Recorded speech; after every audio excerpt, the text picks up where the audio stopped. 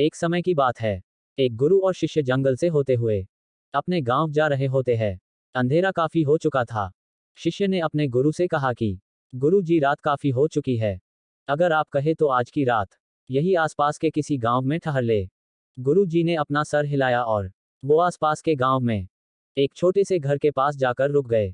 अब जैसे ही वो गांव में गए तो गुरु जी के शिष्य ने दरवाजा खटखटाया। उस घर से एक गरीब आदमी बाहर आया। तो गुरु जी ने बोला, हम अपने गांव जा रहे थे, लेकिन काफी रात होने के वजह से हमने इसी गांव में रुकने की सोचा। क्या हम आज रात आपके यहाँ रुक सकते हैं? गरीब आदमी बोला, हाँ हाँ, क्यों नहीं, आप दोनों अंदर आ जाइए। अब जैसे ही गुरु जी अंदर गए, उन्होंने देखा कि उस आदमी के घर में बहुत ज्यादा गरीबी थी। गुरु जी ने उससे पूछा कि आप काम क्या करते हो? वह गरीब आदमी बोला कि मेरे पास बहुत सारी जमीन है।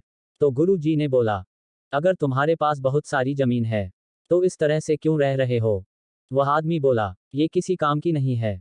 गांव वाले बोलते हैं कि ये बंजर जमीन है, यहाँ पर कुछ भी फसल नहीं उगाई जा सकती है, और वहाँ फसल उगाना बहुत बड़ी बेवकूफ़ी है। गुरु जी ने पूछा कि तुम्हारा गुजारा कैसे होता है? उसने जवाब दिया कि मेरे पास एक भैंस है जिससे मेरा पूरा घर चलता है। ये सुनने के बाद गुरु जी सो जाते हैं, और रात में जब सब लोग सो रहे होते हैं तब गुरु जी अपने शिष्य को उठाते हैं और उस गरीब आदमी की भैंस लेकर अपने गांव चले जाते हैं। शिष्य अपने गुरु से पूछता है कि गुरु जी, कहीं आप ये गलत तो नहीं कर रहे हैं? उस गरीब आदमी की रोजी रोटी इसी भैंस की वजह से चलती है।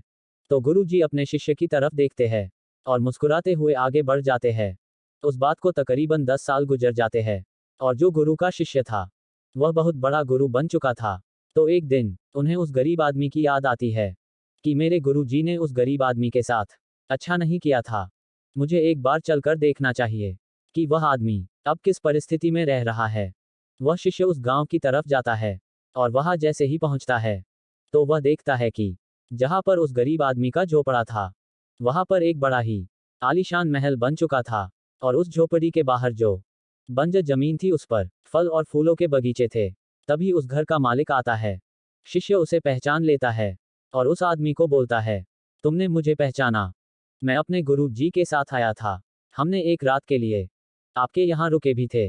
वह आदमी उसे पहचान लेता है और बोलता है कि उस रात में आप कहाँ चले गए थे? और उस रात के बाद से ही मेरी भैंस कहीं चली गई थी। मेरे पास कोई रास्ता नहीं था, तो मैंने अपने जमीन पर मेहनत की और फसल निकल आई, और आज मैं इस गांव का सबसे बड़ा और सबसे अमीर आदमी बन चुका हूँ।